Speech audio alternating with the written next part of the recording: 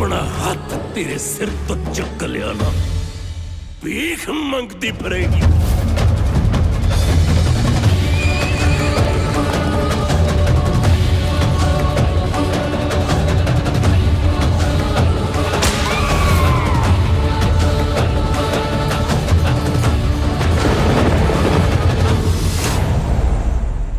जो राज देह तक कवन बढ़ाई, जो पीख मंगाव है तक क्या कट जाई।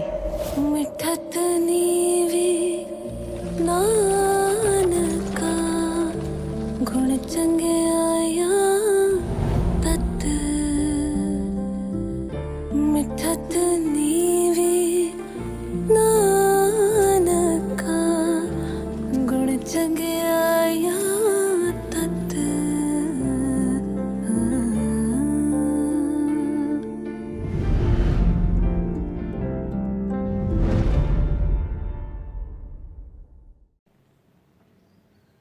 क्यों रजनी बीबी के फादर खुदा का नाम लेने पर रजनी बीबी से नाराज़ रहते थे? जी हाँ, तो आज हम बात करने वाले हैं रजनी बीबी की हिस्ट्री पर, जो कि एलिस की बुक चैम्पियन ऑफ वुमेन के आर्टिकल से लिया गया है। जी हाँ, तो आज हम रजनी बीबी के हिस्ट्री पर बात करेंगे, जिस पर अभी फिल्म भी बनने रिलीज़ होने वाली है, जो कि 30 अगस्त 2024 को रिलीज़ हो रही है। तो देखना ये है कि कितनी इस फिल्म पर मेहनत की गई है, क्योंकि उनकी स्टोरी तो कुछ ऐसी ही है। तो मैं उसके साथ मैं हूँ आपकी होस्ट सनम, फिर एक बार एक नए ट्रेलर एक नए रिव्यू के साथ। आप मेरे चैनल पर नए हैं तो चैनल को लाइक, कमेंट और सब्सक्राइब करना बिल्कुल ना भूलें। भट्टी शहर का सबसे अमीर आदमी दुनी चंद था, जो रजनी का बाप था।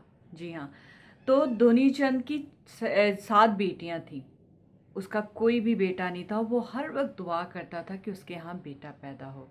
लेकिन जब रजनी पैदा होने वाली थी तो उसने बहुत दुआ की, लेकिन सबसे छोटी बेटी रजनी पैदा हो गई। तो इसलिए उसका भरोसा खुदा से उठ गया और वो खुदा से बहुत नाराज़ हो गया। वो सोचने लगा कि कोई खुदा नहीं है, क्योंकि उसके यहाँ दुआओं के बावजूद 7 बेटियां ही पैदा हो गई थीं। तो जो सबसे छोटी बेटी रजनी थी, उसका ताल्लुक़ खुदा से बहुत गहरा था, क्योंकि दुनी चंद खुदा से खुद बिल्कुल भी प्यार नहीं करता था, ना डरता था। उसने अपने जो एरिए के जितनी नमाज़गाहें जगह थी, उन सब को बंद करवा दिया, और वो कहता था कोई भी खुदा की इबादत नहीं करेगा, अब सब मेरी इबादत करेंगे, क्योंकि सबको मैं खाने के लिए देता हूँ। क्योंकि वो सबसे अमीर था और लोग बहुत डरते थे उससे। तो जब रजनी पैदा हुई तो रजनी का ताल्लुक़ खुदा से अलग ही था, और रजनी किसी की बात नहीं सुनती थी, क्योंकि वो एक सिख थी और वो गुरु को मानती थी। तो रजनी अपनी दुआओं, अपने जो भी उसका था वो करती थी, लेकिन उसके बाप को ये चीज़ें पसंद नहीं थीं। एक दिन रजनी के वालिद ने अपनी सारी बेटियों को, जो 7 बेटियां थीं, उनको तोहफे दिए, और वो 7 बैठकर अपने बाप की तारीफ़ कर रही थी कि हमारा बाप बहुत अच्छा है, हमारा बाप इतना अमीर है, हमें किसी चीज़ की कमी नहीं होती उसकी वजह से। लेकिन उन सब जो वो 7 बहनें बैठ के बातें कर रही थी, रजनी ने अपना ही एक नज़रिया पेश किया। वो ये कि वो कहने लगी कि हमारा बाप हमारे लिए कुछ नहीं करता, ये सब कुछ खुदा का दिया गया है। खुद जो खुदा हमारे बाप को देता है, तो खुदा हमारे बाप को देता है, और हमारा बाप हमारे लिए वो सब कुछ अच्छा करता है। और जब वो ये 7 बहनें बैठ के बातें कर रही थीं, तो उसका बाप पास से गुज़रता है, वो रजनी की बातें सुनता है और उसे बहुत बुरा लगता है। वो रजनी को पास बुलाता है और उससे कहता है कि ये जो सारी चीज़ें हैं, इतने गहने हैं सोने के, और इतने अच्छे कपड़े, इतना अच्छा खाना, इतना अच्छा घर, ये सब कुछ तुम्हें कौन देता है? रजनी ने कहा कि ये सब कुछ खुदा देता है। तो उसके बाप को ये चीज़ बिल्कुल भी बर्दाश्त नहीं हुई कि वो किस तरह से मुझे जवाब दे रही है कि ये सब कुछ आप नहीं करते बल्कि खुदा करता है। तो रजनी के वालिद उसे कहते हैं कि अब मैं तुम्हें देखता हूँ कि खुदा तुम्हें क्या देता है। वो रजनी से उसकी सारी आसाइशों को छीन लेते हैं और उसे कहते हैं कि अब मैं तुम्हारे लिए एक ऐसा लड़का ढूंढूंगा जो बहुत गरीब होगा और तुम्हें कुछ सही से खाने के लिए नहीं देगा, सही से पहनने के लिए नहीं देगा। तो वो अपने क्रोध में आकर रजनी के लिए एक ऐसा ही लड़का ढूंढते हैं जो कि बहुत गरीब होता है, जिसके पास ना घर होता है, ना कुछ खाने के लिए होता है, और वो बीमार भी बहुत ज़्यादा होता है। और बीमारी भी उसे इस तरह की होती है कि वो उसका जो बीमारी का कोड होता है उसे वो बहुत बुरा, बहुत ज़्यादा हो जाता है, बढ़ जाता है। तो उसके जिस्म से बदबू भी आने लगती है और रजनी का बाप एक उस शख्स को ढूंढता है और वो चल फिर भी नहीं पाता। वो रजनी को इतनी बड़ी सज़ा देता है कि उस शख्स को अपने घर बुलाता है और एक पंडित को बुलाता है और उनका निकाह कर देता है। और ये रजनी की माँ उस काफ़ी मना करती है, उसकी बहनें भी काफ़ी दुख में होती हैं कि हमारी सबसे छोटी बहन थी और उसको इतनी बड़ी सज़ा दी जा रही है। लेकिन उसके बाप पर किसी चीज़ का कोई असर नहीं होता कि वो अपनी बेटी के साथ इस तरह के सलूक कर रहा है।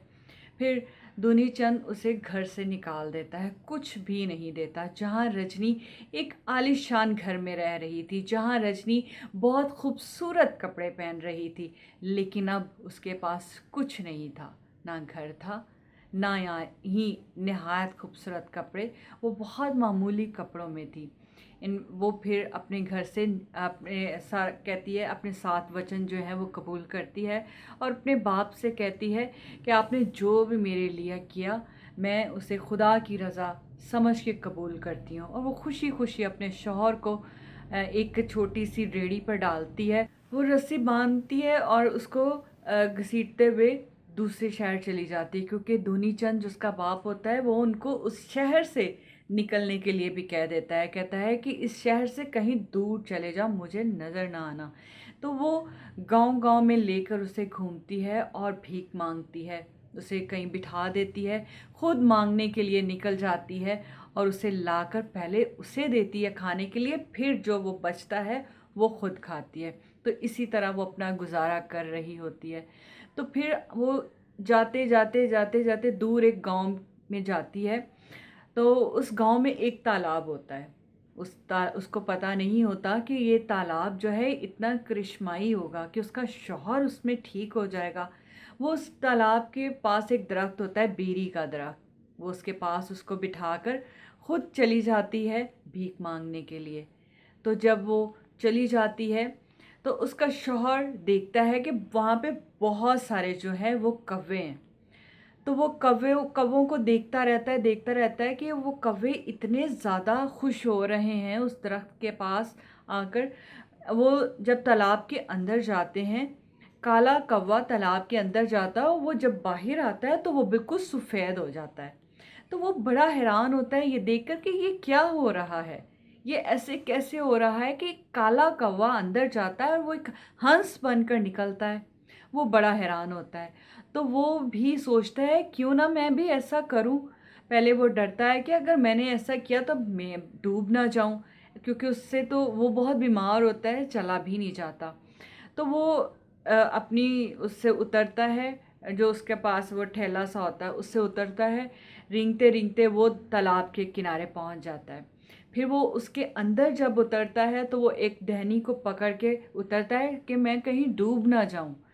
तो जब वो उतरता है तो वो अपने आप को महसूस करता है कि उसके सारे जो ज़ख़म होते हैं वो सारे क्लीन हो जाते हैं। वो बिल्कुल इतना खूबसूरत हो जाता है कि रजनी भी उसे पहचान नहीं पाती। जब वो बाहर निकलता है वो बिल्कुल साफ़ हो जाता है।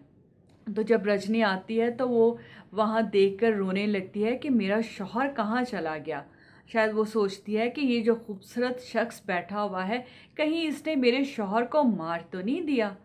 कि फिर वो उससे लड़ती है, उसको पूछती है कि मेरा शौहर यहाँ बैठा था। वो कहता है कि मैं ही तुम्हारा शौहर हूँ।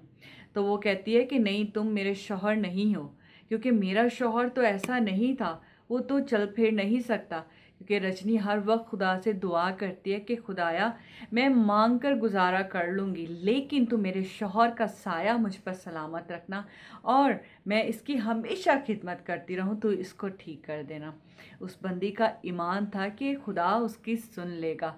तो वो रजनी से उसका शौहर कहता है कि तुम्हारी दुआओं को खुदा ने सुन लिया है और मुझे बिल्कुल ठीक कर दिया। वो फिर भी नहीं मानती कि वो इतना खूबसूरत और बिल्कुल ठीक हो जाएगा, क्योंकि वो बहुत ज़्यादा बीमार था। तो फिर वो उसका एक हाथ जो वो टहनी से पकड़ कर नीचे जाता है वो रह जाता है, वो सही नहीं होता। फिर वो उसको रजनी को दिखाता है, कहता है कि अभी मैं तुम्हें दिखाता हूँ, तुम मेरा ये हाथ देखो।